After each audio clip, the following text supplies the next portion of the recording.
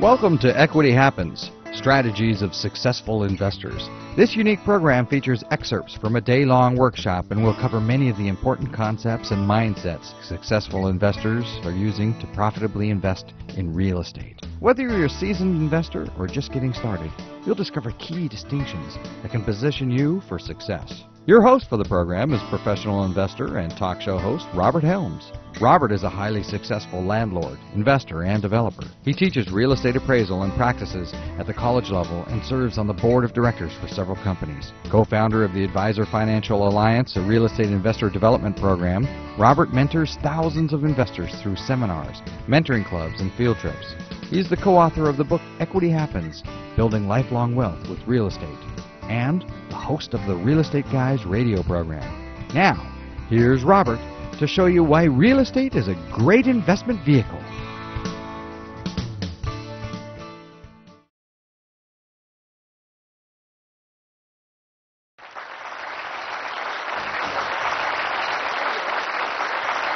Lots of people say they want to own more real estate. And you know what they're doing this morning? They're still sleeping.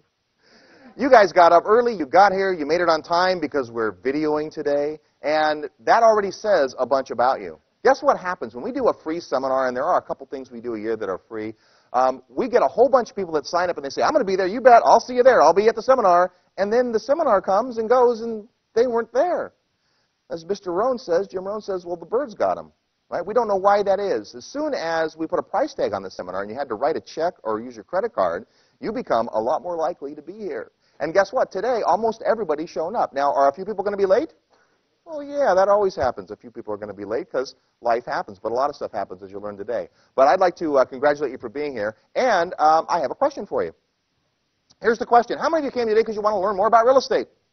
Oh, look at all the hands. That is awesome. Now, here's a better question. How many of you came today because you want to own more real estate? Do you see the difference there?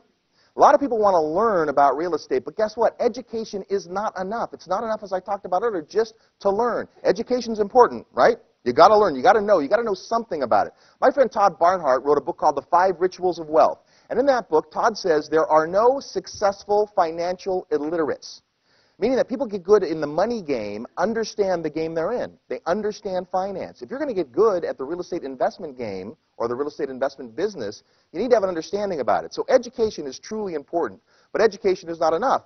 We have this syndrome called paralysis of analysis, right? We get these people that come to our seminars, and we love these people. We call them groupies.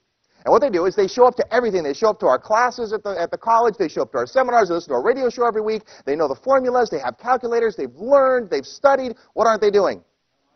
Buying anything.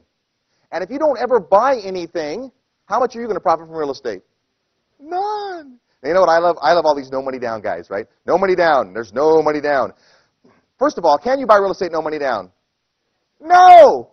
No, you can't. You can't buy real estate no money down. Well, okay, there are some instances where you can get 100% financing. You still have closing costs and all those kind of things. But it's very rare. And the competition for those deals is very high. So it's hard to get a really good no-money-down deal. Plus, because you aren't putting any money into the deal, the cash flow isn't very good. And many times, those are the properties that end up what we call upside down, where there's more payment going out than coming in, boo hiss. And because of that situation, what happens is people lose the properties. Is that what you want to do, lose a property? No. So why is it that all these late-night TV gurus will speak to no money down? Because guess what a lot of people have? No money down. But they got $299 on their credit card, don't they? So I'm not trying to dissuade you, but if you have absolutely no money, no job, no credit, guess what you have also? No future, right? So it does take something. Now, it's possible to get started with just a little money and the desire. And you know what? Which is more important? Desire and attitude are everything. Absolutely. We have a saying at the Advisor Financial Alliance, which is our group of companies that help people create wealth through real estate, and that is education for effective action. Education is important, but what's more important? Action. And not just any action, not random action, but effective action. It's important that you learn what you need to learn so you can take the right steps. But the problem is people want to wait until they know enough before they do anything. Now, I don't want you to just take action right away like crazy. We had someone come in our office in one of our consultations. This is great. We do these consultations with people, and most of what we do, of course, we teach in groups. But at some point, we need to sit down with you and decide where it is that you're going. And we sat down with this couple, and they said, well, we're ready to go. In fact, we want a good deal, and we'll get one. If you can get us a good deal today, I will write a check. Who's looking for a good deal? Who's looking for a good deal? You guys all want good deals, right? That kind of goes without saying. Well, we had to kind of slow them down a little bit, say, whoa, back the horse up. Listen, you can't just write a check until you understand what real estate's trying to do for you, and that's a pretty important concept. All right, here's another question for you. Are you a consumer or are you an investor? And do you know the difference? See, most people that I see start in real estate investing are consumers who are suffering from an investorial seizure.